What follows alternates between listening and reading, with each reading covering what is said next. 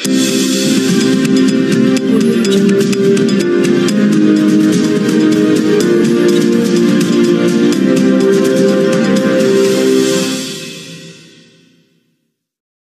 फोडली।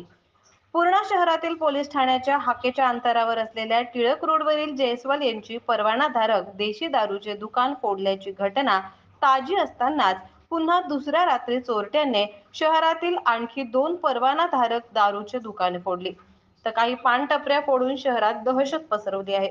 शहरात एका पाठोपाठ चोरट्यांनी दारूच्या दुकानास टार्गेट करून पोलीस निरीक्षक गोबाडे यांना आव्हान दिले आहे। दुसरीकडे पोलिसांच्या निष्क्रियतेमुळे चोऱ्या गुन्हेगारीत वाढ होत असल्याची चर्चा होऊन त्वरित चोरट्यांचा बंदोबस्त करण्याची मागणी होत आहे। पूर्णा शहरात अज्ञात चोरट्यांनी 2 दिवसांपासून दारूच्या दुकानास टार्गेट करत असल्याचे चित्र दिसून येत आहे।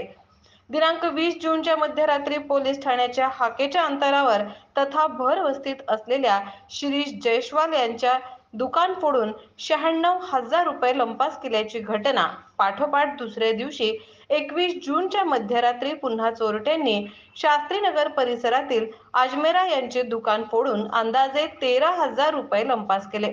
यानंतर चोरट्यांनी आपला मोर्चा ग्रामीण रुग्णालय परिसरात असलेल्या देशी दारूच्या दुकानाकडे वळवला आणि दुकान फोडून 50 ते 60,000 रुपये लंपास केले। त्या परिसरात असलेली एक पानटपरीही फोडून 6,000 रुपयांचा माल लंपास केला। अशा तऱ्हेने चोरट्यांनी धुमाकूळ घालून दारूची दुकाने फोडण्याचे सत्र अवलंबले असल्याने शहरात दहशतीचे वातावरण पसरले आहे। दुसरीकडे पोलीस निरीक्षक गोबाडे यांच्या निष्क्रियतेमुळे चोरटे सक्रिय झाले असल्याचे बोलले जात आहे।